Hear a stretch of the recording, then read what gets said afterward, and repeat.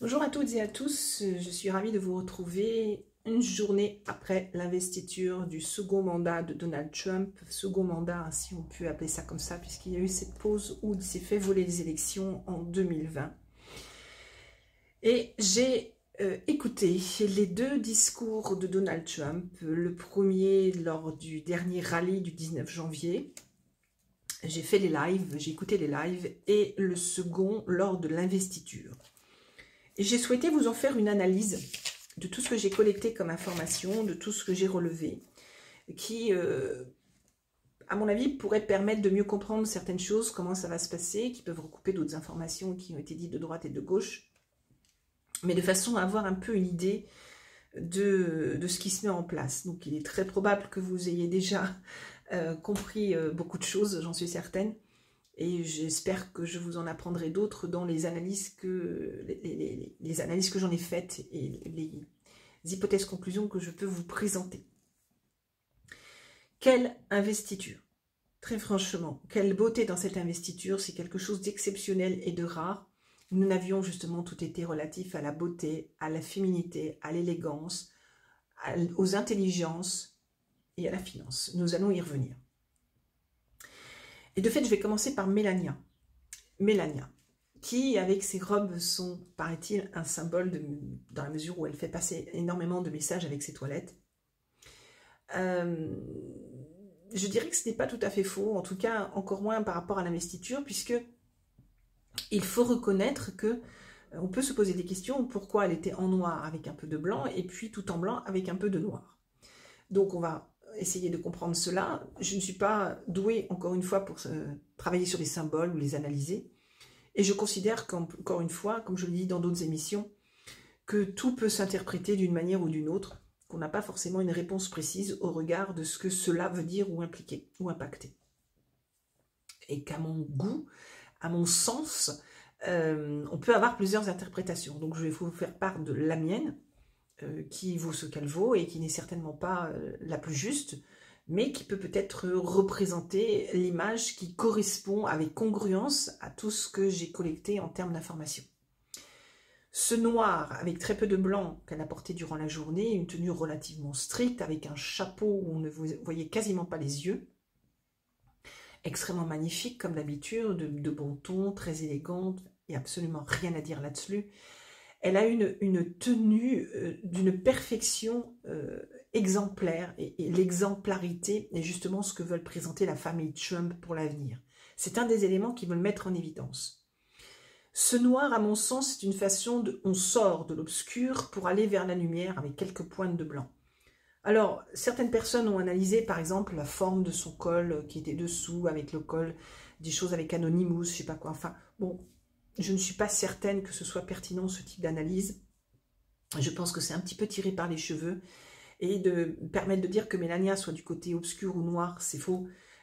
Énergétiquement, j'ai encore vérifié. C'est vraiment quelqu'un qui est de plus haut niveau que de Donald Trump. Et je pense qu'elle est d'un très bon conseil sur beaucoup de sujets auprès de Donald Trump. Ce noir, c'est aussi une période un peu de deuil. On sort du deuil avec très peu de blanc. De 4 ans d'Amérique qui a énormément souffert, mais leur famille aussi. Entre un époux qui a failli se faire assassiner, entre le fait que Mar-a-Lago ait été envahi par ces pourritures sous de fallacieux prétextes, afin de pouvoir prendre des documents et que sais-je pour essayer de planter Trump au maximum, de ne pas lui autoriser à revenir en politique notamment, ou simplement d'exister. Et que c'est une intrusion dans sa vie de famille, dans sa vie de femme, chez elle, sa famille à elle, donc son fils et son époux, dans sa maison à elle. Et ça, une femme n'autorise pas ce genre de choses. Elle n'accepte pas ce genre de choses parce que c'est typiquement féminin. Quand une vraie femme digne de ce nom se respecte, elle n'aime pas que l'on rentre dans le nid. Et donc ça, elle ne le pardonne pas à mon sens. Et elle a bien mis en exergue qu'elle sort du noir pour aller vers la lumière. Avec des cheveux attachés, un chignon pas strict, mais en tout cas forcément très bas, puisque le chapeau était extrêmement bas au niveau des sourcils. Donc forcément, le chignon ne pouvait pas être porté haut, mais à la nuque, un chignon travaillé certes, mais pas de chichi. Et d'ailleurs, il n'y avait aucun chichi sur elle en termes de bijoux, le maquillage toujours discret et toujours très bien fait, sans être trop criard, en essayant d'être au plus près du naturel possible, et rien de grandiloquent sur elle, ou de trop riche sur elle, ce qui est souvent son cas, et tout à son honneur, parce que c'est une personne qui est assez simple, mais élégance, et la vraie élégance, elle est là. Elle est justement quand on a juste ce qu'il faut, là où il faut, sans en avoir de trop. Ça ne se fait pas. Plus vous en avez, et moins vous êtes dans l'élégance. Il faut le savoir. Ce que nous étions en France, il y a 20 ou 30 ans, ce que nous avions en France comme réputation mondiale, il y a 20 ou 30 ans, et des années en arrière encore. Nous n'avons plus rien de tout cela aujourd'hui. C'est les États-Unis qui mettent en exergue que c'est eux qui l'ont récupéré, qui l'ont repris, et qui le mettent en évidence comme une des valeurs. Le soir même pour le gala, elle avait une robe longue, donc blanche avec quelques liserés noirs, toujours dans une belle créativité, sans trop de chichi, toujours sans être grandiloquente, encore une fois. Rien n'était à l'excès, comme d'habitude, toujours parfait. Et là, je pense que c'est le premier jour vers la lumière, même s'il y a encore un petit peu de noir à nettoyer. Soit parce qu'elle n'oubliera pas, soit parce qu'elle a décidé de ne pas oublier, soit parce que son mari n'a pas encore fait le ménage. Et il peut y avoir d'autres interprétations. C'est ce que moi j'en tire et j'en conclus, qui n'engage que moi, comme tout ce que je dis dans toutes mes interventions. Donc c'est une femme aussi qui est extrêmement discrète, qui sait parfaitement rester à sa place. Elle était une chaise en arrière, là où il fallait qu'elle soit. Elle ne se levait pas quand les autres se levaient pour applaudir à chaque annonce que faisait Donald Trump. Bien évidemment, le camp opposé se levait peu ou pas du tout et n'applaudissait même pas parfois. On en a cure. De toute façon, on n'est pas du même camp. Et ces gens-là sont terminés et finis, et j'espère définitivement. Cette discrétion, cette féminité, cette élégance et ces intelligences, parce que nous n'avons pas qu'une intelligence, nous avons des milliers d'intelligences, mettent bien en évidence qu'elle tient parfaitement sa place auprès de son époux, pour son pays, sans ingérence, en étant quand même, à mon avis, une très bonne conseillère quand c'est nécessaire. Et son mari sait le lui répondre. Du reste, j'ai vu passer quelque chose de typiquement français, que son mari n'a pas biché son épouse à un moment donné, parce qu'il n'y arrivait pas tout simplement du fait de la largeur de son chapeau, et qu'il ne pouvait pas, c'était difficile pour lui d'atteindre la joue, dans la mesure où son chapeau était vraiment très très bas, et relativement assez large en termes de bord, et qu'il aurait fallu qu'elle lève beaucoup plus la tête pour qu'il puisse atteindre sa joue, ou qu'il y ait un autre mouvement pour qu'il puisse atteindre sa joue sans risquer de toucher le chapeau et donc de déstabiliser le chapeau. Et donc ils ont fait semblant de se bicher. Et là encore une fois, c'est une attitude totalement masculine pour respecter la femme dans la toilette qu'elle porte.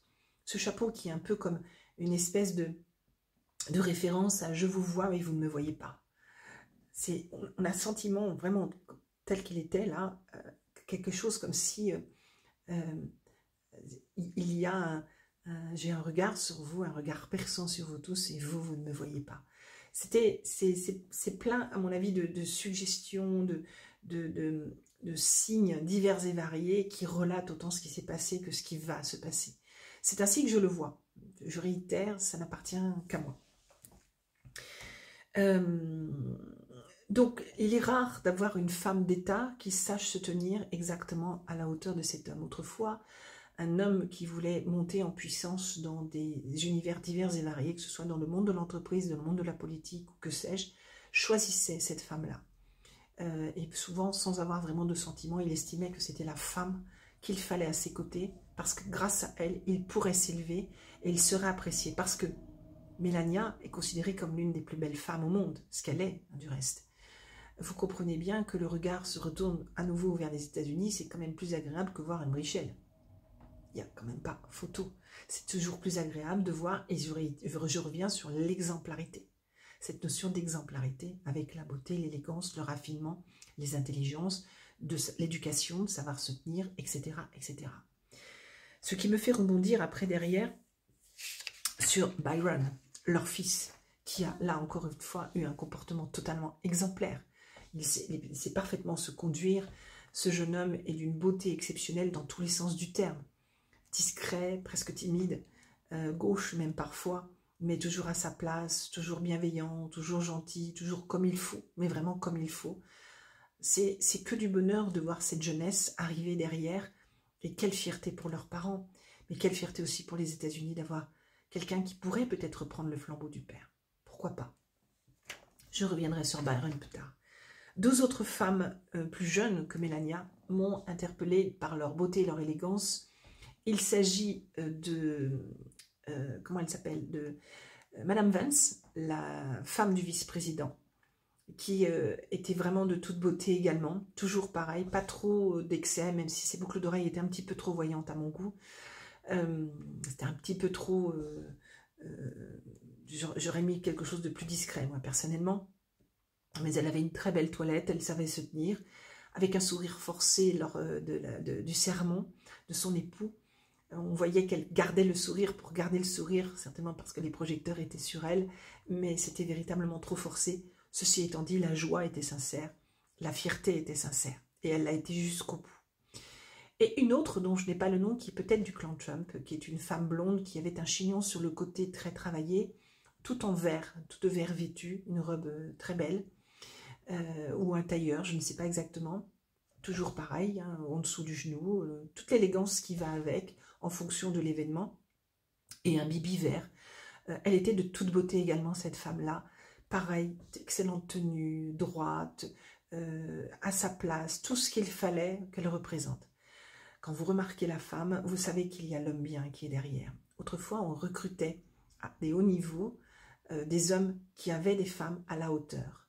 Souvent, on faisait un dîner pour faire connaissance avec le couple, afin de voir qui était la femme derrière l'homme que l'on voulait recruter ou faire intervenir dans X, Y poste.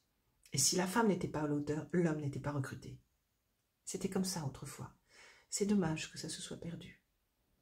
Il y a des erreurs de casting qui sont souvent liées à ça parce que la femme pollue bien souvent beaucoup de situations quand elles ne savent pas à qui elles ont affaire en termes d'époux, quand elles ne comprennent pas leur rôle et leur mission et leur devoir, qui est bien plus important et bien moins à sous-estimer qu'il n'a été mis en évidence et par le féminisme et par le wokisme. Donc cet étalage entre guillemets de beauté, de grâce, de féminité, une féerie, c'était une féerie, il n'y a pas d'autre mot, c'était une féerie. Le clan Trump était vraiment à la hauteur, mais vraiment à la hauteur. Au-delà de cette élégance et de cette beauté physique, nous avions les QI. Melania fait partie quand même des femmes relativement très intelligentes. Donald Trump, on ne peut le nier également, quoi qu'en disent les mainstream français notamment, mais également Byron, qui est considéré comme un très haut QI. Alors j'allais dire haut potentiel, parce qu'en France, c'est les esbroufs, HP et HPI. Arrêtez de vous asseoir là-dessus en vous disant « Oh, mon fils ou ma fille ou moi, je suis HP, HPI ». Je l'ai expliqué dans une vidéo, notamment par rapport à ce que moi-même j'ai subi en termes de tests, et quelle a été ma réflexion. C'est de l'esbrouf pur et dur. Le QI moyen français est de 98, il est très bas. Je suis désolée, il est très bas. 110, c'est une moyenne honorable. On n'y est pas. Il y a des gens intelligents, hein. Mais dites-vous bien une chose, tous ceux que l'on classifie en HP ou HPI, c'est pour essayer de faire croire qu'on ne sait pas gérer tous ces QI qui sont un petit peu au-dessus, mais on a quand même des gens très intelligents. En France, on sort quand même des cerveaux, des trucs... non, on n'en sort plus. On en a, mais pas beaucoup. Donc arrêtez avec ça, et surtout de vous la péter avec ce genre de choses, parce que, je réitère, tous les tests sont faux.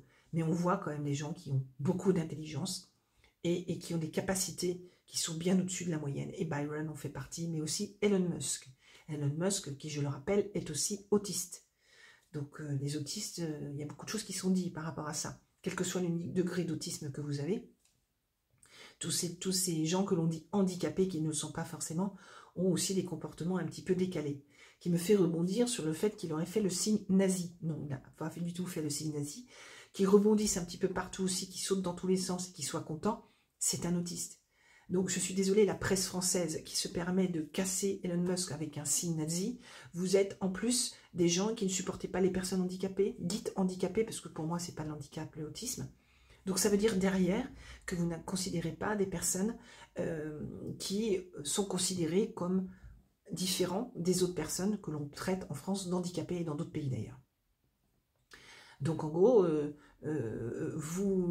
c'est du cyberharcèlement hein, déjà, et du harcèlement parce qu'on s'en prend à une personne qui a des comportements différents que d'autres personnes et il n'a fait en aucun cas un salut nazi. Ce sont des graves erreurs par rapport à ça.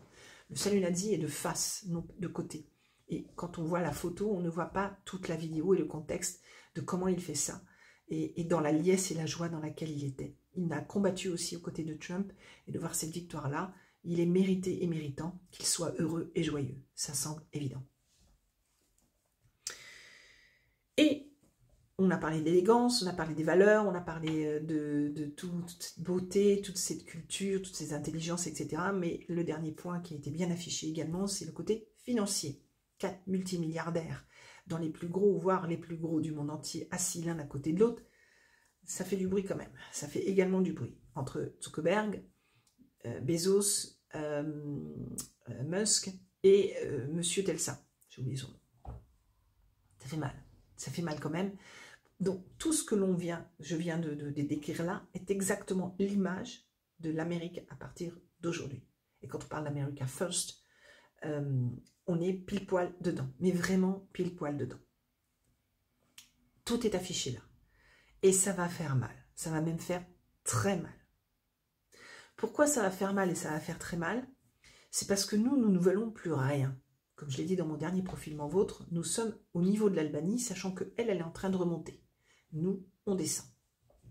Donc plus qu'un pays du tiers-monde, avec tout ce que l'on a connu, où on était dans les 5 premiers pays du monde, il y a ne serait-ce que 20 ans, 15 ans, où on était dans les plus grandes puissances mondiales, où nous prenions l'élégance, le raffinement, les intelligences, la richesse également financière, et tout un tas de richesses que notre pays est capable de produire, promouvoir, et a peut-être encore, mais n'a plus aujourd'hui dans beaucoup de choses, que ce soit sur la partie industrielle, recherche, développement, tout ce qui est lié à des technologies diverses et variées comme Airbus, les centrales nucléaires, etc. Toute la partie, par exemple, alimentaire ou agroalimentaire, tout ce qui était lié au vin, au fromage, nourriture, etc. On a tout perdu également de ce côté-là. Toute la partie humaine et culture, dans l'apparence, la présentation, le discours, le dialogue, de tout ce qu'on a. Je suis désolée, mais les gens sont laids dans la rue. Je l'ai déjà dit, je le redis, c'est laid, c'est hideux, c'est monstrueux. Ils n'ont aucun respect de eux-mêmes, ils ne s'aiment pas du tout, c'est du n'importe quoi. Et je suis désolée, on peut s'habiller pour pas cher. On l'a déjà expliqué dans plusieurs vidéos, donc bon, voilà, c'est juste monstrueux. Là, je me dis, on n'est pas du tout, d'ailleurs, on n'est pas du tout dans le féminin sacré, qui n'est pas que l'apparence physique, hein, mais qui en fait partie, et non plus dans la masculinité sacrée, puisque les hommes ne se comportent pas de fait. Quand ils ont des femmes qui ne savent pas se faire respecter, ben forcément, eux, ça ne met pas en évidence leur virilité, ce qui est logique et mathématique. Entre autres, parce qu'il y a des tas d'autres éléments. Je fais une formation cette année sur le sujet, pour ceux que ça intéresse. Là où je veux en venir, c'est qu'on est descendu tellement bas. En plus, nous avons perdu toutes nos alliances, tous nos partenariats, l'Afrique noire, l'Asie, certains pays de l'Est, même les États-Unis, maintenant c'est mort. Il reste quoi, l'Angleterre? Enfin, l'Angleterre, qui est juste à genoux, de chez à genoux, avec des histoires de pédophilie qui se prennent sur la tête en ce moment, les problématiques gouvernementales qu'il y a, tout comme en France, la pauvreté, enfin, c'est en train d'imploser. Complètement, je l'avais déjà dit depuis un moment, et ça ne fait qu'augmenter. Donc, peu d'alliances qui restent avec la France, c'est des alliances qui sont des fruits pourris, gangrénés même, gangrénés de chez gangrénés, où on va vraiment, mais on ne peut pas s'asseoir, on ne peut pas se reposer dessus, donc nous sommes au ras des pâquerettes. Et si je le dis, c'est pas pour vous miner le moral, c'est pour que vous en ayez vraiment conscience que c'est quand même très très grave ce qui est en train de se passer. Grave de chez grave. On va payer cher. L'inflation va prendre beaucoup de ces temps à venir. L'histoire du gaz, on en a parlé avec Claude Janvier dans ma dernière émission, parce que le gaz américain ne vaut rien, donc il faut le filtrer, le traiter, etc. Et c'est de là qu'il vient, parce que c'est les Américains qui ont plombé Nord Stream. Hein, donc en plus, les éléments de Biden qui ont été faits, validés pas que par Biden à mon avis, on va maintenant se les prendre en répercussion, avec obligé de prendre encore du gaz américain parce que Nord Stream n'a pas été réparé. Je ne sais pas si c'est réparable. Franchement. Si on ne redresse pas la barre rapidement, on en a pour 20 à 30 ans. 20 à 30 ans. Même si on dresse la barre, on sera sorti petit à petit plus rapidement. pas tout de suite, mais on va s'en sortir. Et c'est pas en mettant un nouvel homme politique que ça va se faire derrière, parce que on n'a pas un Trump, on n'en a pas, on n'en a pas, on n'a rien, on est une coquille vide, une coquille vide. Il y a des gens pleins de bonne volonté, mais redresser un pays tel qu'il est aujourd'hui, il faut tout casser, tout changer. Et on ne peut pas le faire tel que les États-Unis l'ont fait. Et en plus, on a beaucoup trop de Français qui sont encore trop à la solde de cette Macronie. Beaucoup trop. Ça va être compliqué. Je vais parler un petit peu des invités aussi, qui est intéressant de voir. Donc Mako, il n'a pas été invité avec le vieux à l'investiture, mais de fait, il l'a dit, hein, Trump, il n'y a plus que 2 genres, hommes et femmes, point barre. Voilà. C'est logique. C'est logique, il n'y a que 2 genres, parce que c'est vrai, il n'y a que 2 genres, on n'a pas changé ces choses-là. Bah, il ne va pas inviter un transgenre, il ne va pas inviter un Brichel, le vieux, là, il ne pouvait pas venir, c'était pas possible. Sinon, il n'est pas en phase avec son discours, c'était logique qu'il ne pouvait pas venir. Et Zelensky, c'est pas mieux. Avec l'histoire, en plus, avec l'Ukraine, ça, c'est pas un pote. Zelensky qui s'est imposé 3 fois pour y aller. Mais tu te crois où, toi? Le mec, il est vraiment malade, hein. C'est vraiment, il a rien capté, lui, il croit qu'il est dans un jeu vidéo, et vas-y, je peux foutre le bordel partout, je suis en train de jouer à Risk, il y a d'autres jeux vidéo, là, qui m'intéressent bien, et puis, oh, mais non, mais t'es quand même mon pote, t'es quand même mon pote, c'est pas parce que je t'ai dézingué que je peux pas venir à ton investiture. Non, mais là, quand on voit ça, enfin, il y a des fils qui se touchent, mais sérieusement, là, c'est grave, c'est quand même grave de dire que ces gens-là dirigent le pays, sachant que lui, depuis mai 2025, il n'est plus président de l'Ukraine, hein. Il n'y a plus de président en Ukraine, hein, je le réitère. C'est quand même très grave. Mais alors, on a eu Éric Zemmour, Marion Maréchal Le Pen, Louis Sarkozy, un pur produit américain, de chez américain. Quand on voit le père, c'est très inquiétant. Alors déjà, les 2 autres, ça m'inquiète aussi. Le professeur Perron, bon ça me paraît logique avec le combat qu'il a eu, il était du côté de M. Kennedy. Sarah Knafo, je ne me suis pas penchée sur elle, donc je ne sais pas trop ce qu'elle vaut. Mais en tout cas, j'ai trouvé que dans le peu d'éléments que j'ai vu d'elle, qu'elle se présentait pas trop mal. Pas très française dans l'élégance, mais ça passe, on va dire. Louis Alliot, qui à mon avis pas si mauvais que ça. Julien Sanchez, je ne connais pas. Et Alexandre Sabatou, je ne connais pas et j'ai pas cherché pour le moment. Mais juste pour voir, j'ai chopé ça dans un journal, qu'il y a des gens qui, si moi je les connais pas, tout le monde ne les connaît pas non plus en France, probablement. Autant Zemmour est à mon avis connu et Marion Maréchal Le Pen est connu. Louis Sarkozy, c'est le nom qui est connu. Et professeur Perron est forcément connu. Le reste, ça me paraît un peu plus inconnu tout cela.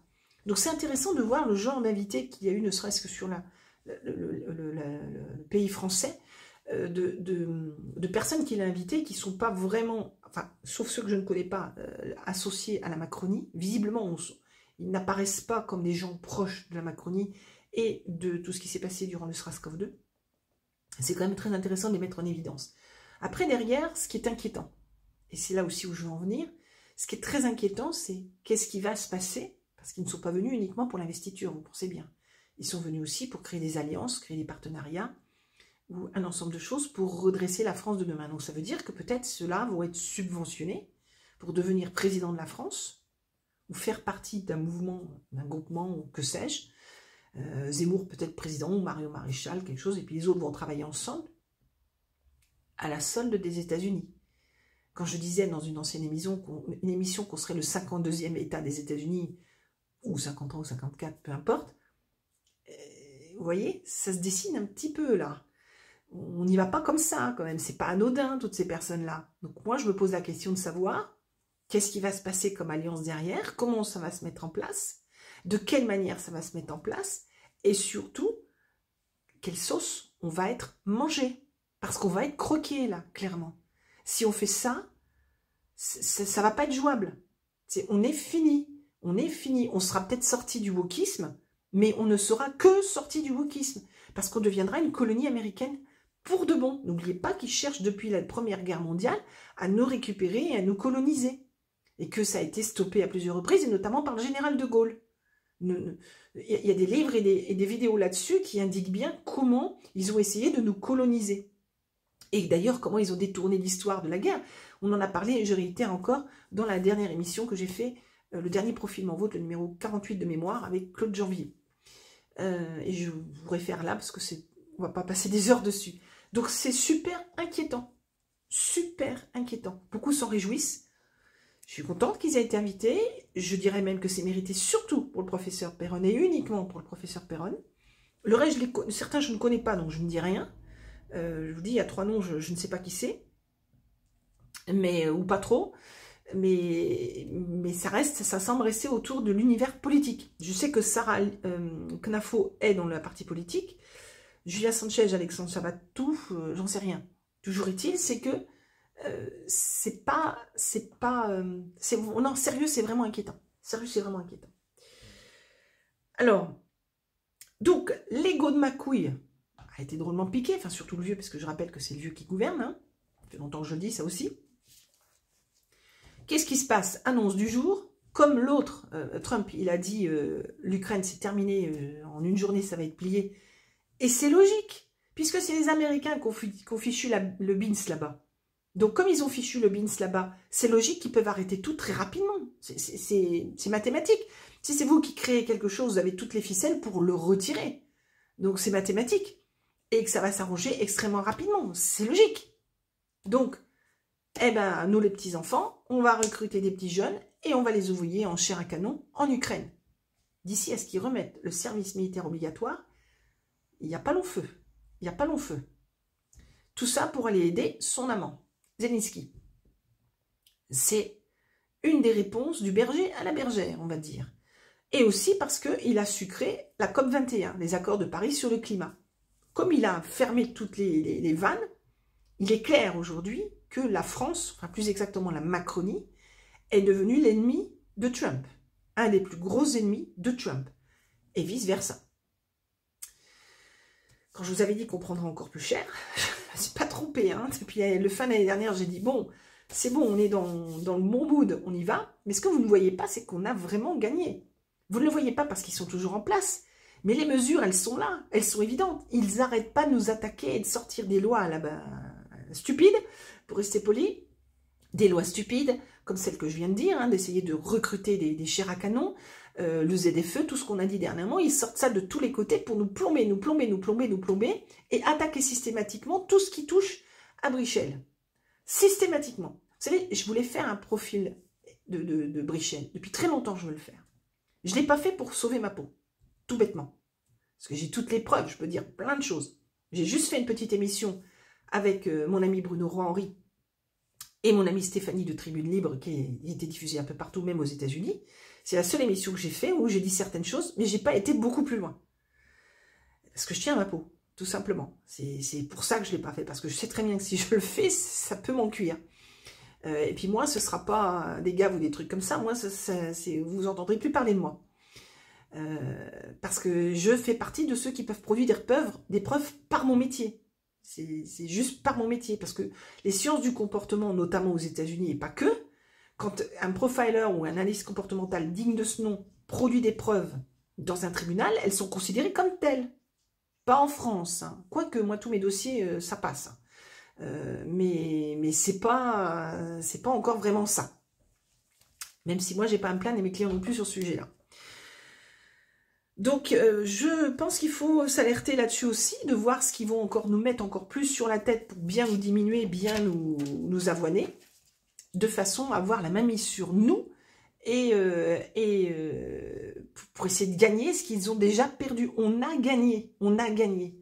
Ce qui me fait rebondir sur un élément, c'est que on a un trio qui s'est un peu construit pour lutter contre les derniers wokistes, qui est très bien parce qu'on en a besoin quelque part, il le faut, qui est donc Trump avec Musk et Candace Owens, pour nous, hein, pour nous la France. Je pense qu'il n'y a pas que la France sur Candace Owens, mais bon, en tout cas on va cibler sur la France. Donc c'est très bien tout ça, mais est-ce qu'on va encore dire que c'est les Américains qui nous ont sortis de la panade? Alors qu'en réalité, on peut le faire par nous-mêmes, qu'on a tous les moyens, tous les potentiels et toutes les qualités pour le faire nous-mêmes, et que d'ores et déjà, comme en 39, comme en 45, on tient le bon bout largement. C'est la question que je pose. C'est la question que je pose. Parce que là, ils sont obligés de lâcher à un moment ou à un autre. Ils sont obligés de lâcher. Ils résistent. On ne sait même pas comment et sur quoi, sur quels critères ou quoi. Vraiment, on ne sait pas. Mais ils finiront par lâcher. C'est d'une telle évidence. La presse mainstream disait l'autre fois, Malgré qu'on ait dit que c'est bien une femme, Brigitte Macron, les rumeurs amplifient encore. Bah oui, bien sûr, parce qu'il y a des preuves. Il y a juste des preuves. Il y a des preuves comportementales, en plus. Que la famille Brichel envoie une lettre avec huissier par leur avocat de tous les 100 pages là qu'ils ont mis derrière, c'est super intéressant.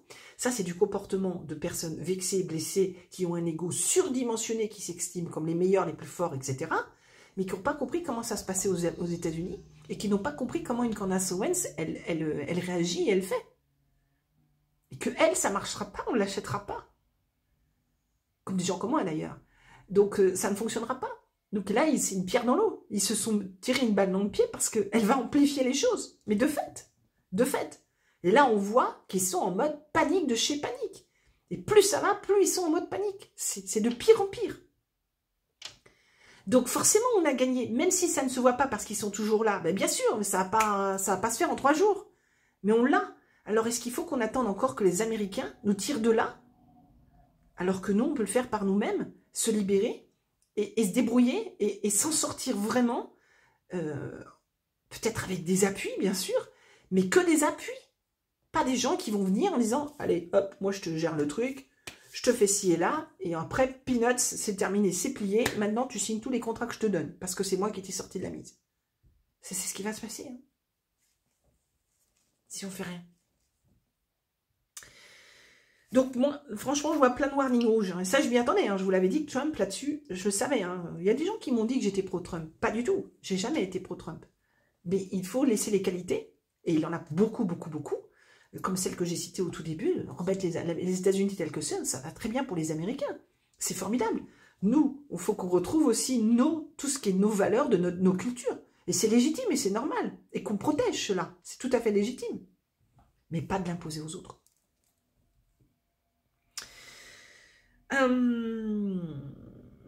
Donc, je pense qu'on n'est pas aussi bête que ça pour pouvoir s'en sortir. Je sais qu'il y a très peu de gens qui sont vraiment réveillés et qui sont capables de le faire, mais je ne crois pas qu'on soit aussi bête que ça. Je crois quand même qu'on peut y arriver, qu'on peut s'en sortir. Et je pense que ça vaut le coup de continuer et d'essayer. Maintenant, c'est vrai que c'est très décourageant quand on voit le peu de personnes éveillées, quand on voit que c'est toujours par les étrangers qu'on attend le secours. C'est vraiment décourageant. Je suis la première à le dire. C'est fatigant. Les gens vous répétez 100 fois la même chose. C'est à la 101e que certains commencent à comprendre. C'est usant à force. Je suis d'accord. Mais on n'est pas plus bête que ça. Même si on a des QI d'huîtres, et encore je respecte les huîtres, qui prolifèrent en France depuis pas mal de temps, il y a encore des gens extrêmement intelligents, extrêmement cultivés, extrêmement bienveillants, qui aiment les valeurs, qui les partagent, etc., etc. On a encore tout ça en France. Mettons-le en exergue et en avant.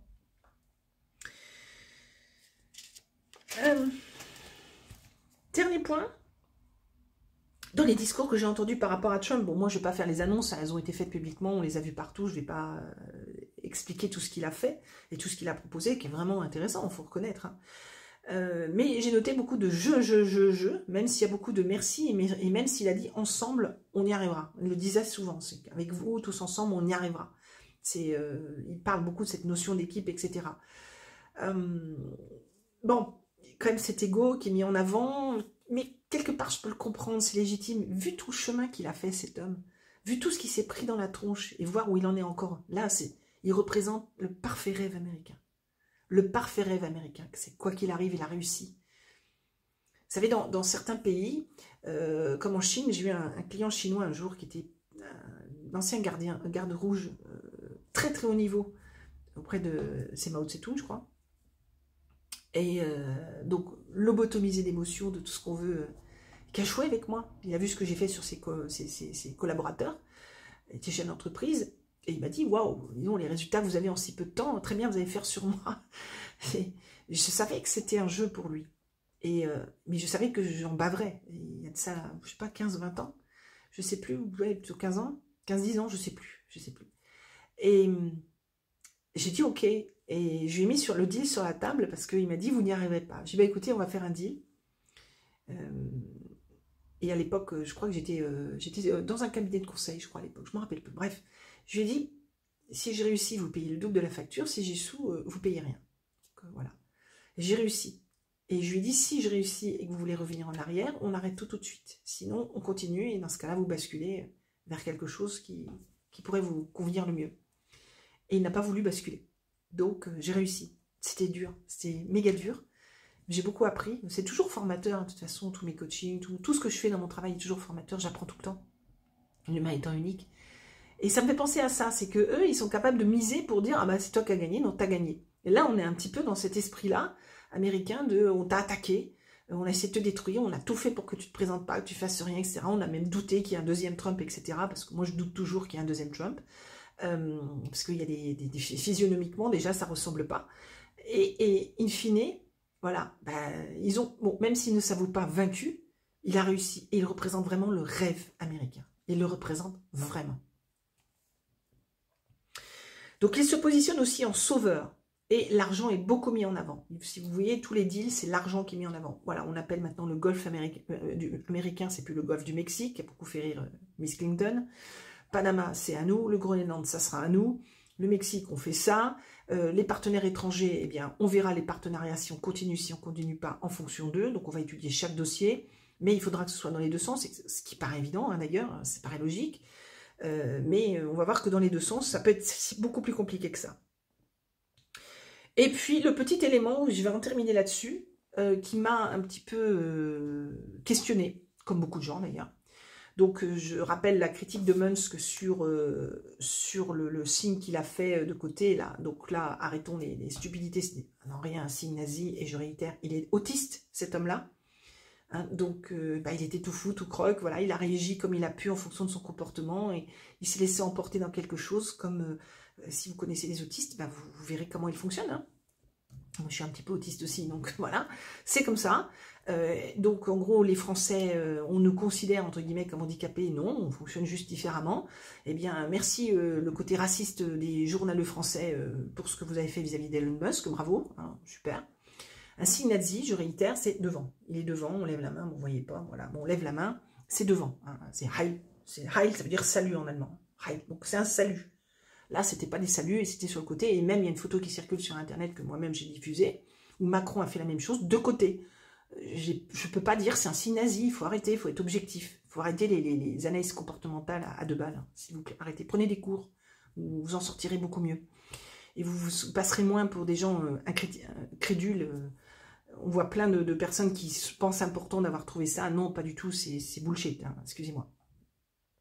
Le deuxième truc, c'est que par contre, là, je pense que c'était un signe maçonnique, donc tout le monde, plus ou moins, l'a relevé. C'est que je ne sais plus qui c'est, pareil, qui était au premier rang lors de l'investiture, qui a fait un signe maçonnique et qui s'est fait recadrer par une femme à côté. Elle a dit, dis donc, arrête tes bêtises. Là, on voit bien dans le comportement, c'est quoi ça, là, arrête tes bêtises. L'autre a arrêté tout de suite. Pas forcément... presque contraint, je dirais. Ça lui plaisait pas plus que ça, mais il l'a fait. Oui, c'est très déplacé, surtout par rapport à tout le discours de Donald Trump. Franchement, quand bien même on ne soit pas totalement d'accord avec lui, il y a un respect quand même à avoir. Il y a un respect minimum. C'est la petite note fausse de cette investiture. C'est la seule et unique petite note fausse. Et je terminerai par l'ouverture du bal. Forcément fantastique. Bon, c'était très sympathique de voir le couple Trump et le couple Vance danser.